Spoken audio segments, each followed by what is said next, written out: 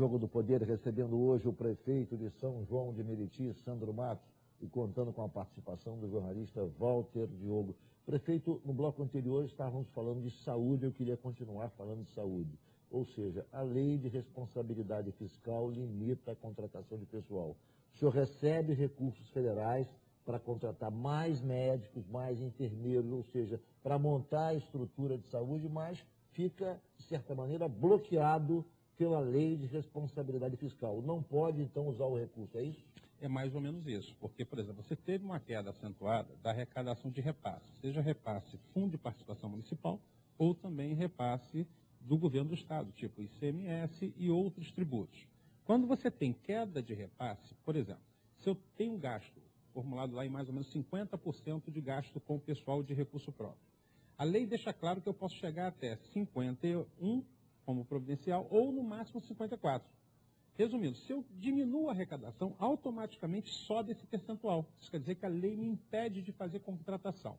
Então não adianta o governo federal hoje anunciar que vai ter mais médico, mais isso, mais aquilo, se os municípios também não puderem contratar impedidos pela lei de responsabilidade fiscal.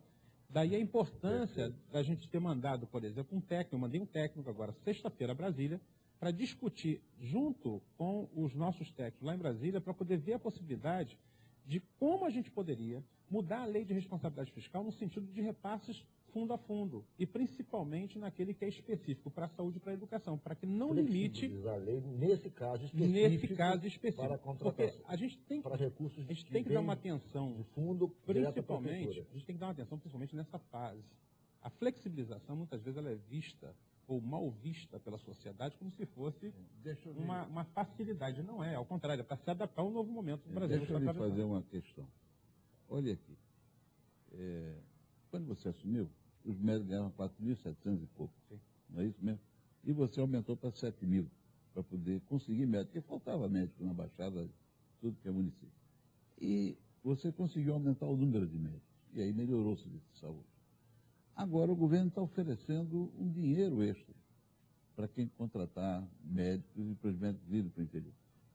Com essa proposta do governo, isso não fica um pouco resolvido, porque na medida que você contrata um médico por 10.000, ele vai te dar os outros 3.000. Ou seja, a solução não seria o governo aumentar o repasse para os municípios? Quem contrata mais médico recebe mais dinheiro. Necessariamente não. Por quê? Porque, por exemplo, o que acontece hoje, é claro, eu posso falar aqui da Baixada Fluminense, é claro que quanto mais para o interior você tem dificuldades de contratação desses médicos, ou a maioria dos médicos querem ficar na região metropolitana, é claro que o que atrai o médico não é só salário. Isso a gente já identificou dentro da cidade, como a gente já pôde identificar também no entorno. O que atrai médico é condições de trabalho, é quem está à frente, se é um técnico qualificado até para conduzir a secretaria, né? Então, tudo isso é um conjunto de fatores. Por exemplo, não é somente aumentar o valor do repasse, mas, acima de tudo, não adianta passar até um pouco mais que eles estão querendo fazer hoje, porque é aquilo que eu falei ainda há pouco. A lei de responsabilidade fiscal vai bloquear muito desses novos possibilidades de contrato médico, porque você não vai conseguir fazer, porque a lei te impede, ok? Então, por isso que a gente precisa dar uma discutida nesse assunto para resolver, senão vai ficar muito no discurso e na prática o médico não vai chegar. Prefeito, o senhor tem à sua disposição hoje, quer dizer, quantos milhões ou reais de recursos federais para a contratação de médico que não pode usar? Não, eu não tenho um número exato hoje ainda, porque é uma ação nova, a gente ainda está fazendo um estudo bem minucioso sobre isso. Mas, com certeza, é um número significativo que poderia estar sendo utilizado para melhor servir a população, mas que, de certa forma, acaba sendo penalizado. Feito outro problema, né, na Baixada Fluminense, especialmente também em São João, em relação às enchentes. Todo mês de verão, todo mês de janeiro, fevereiro, quando ocorrem as chuvas, tem-se notícia de que há inundações na região de São João de Meriti. O senhor fez um plano de redução de riscos. Que plano é esse? Do que consiste esse plano? Poucos municípios no Brasil inteiro conseguiram fazer o plano de contenção de risco. Isso é uma obrigação que o Ministério da Integração pede para que o município possa se adaptar a receber, a fazer projeto e receber recursos, principalmente para fazer obras de contenção. O Brasil nunca pensou, na verdade, no passado, né, em fazer obras principalmente para prevenir. O que aconteceu é o seguinte: acontecia um acidente, se conseguia a liberação de recursos no Ministério da Integração para efeito de resolver o problema do que o acidente causou, e não a prevenção. Esse plano de risco, ele cuida justamente disso. Faz-se um mapeamento de toda a cidade, fazendo uma análise daquelas ações onde tem mais gravidade e com prioridade de ações, não somente de projeto, mas como execução. Essa ação já está pronta dentro do município, a gente é um dos poucos municípios que conseguimos executar, e com isso, naturalmente, a gente fica apto a receber recursos do governo federal.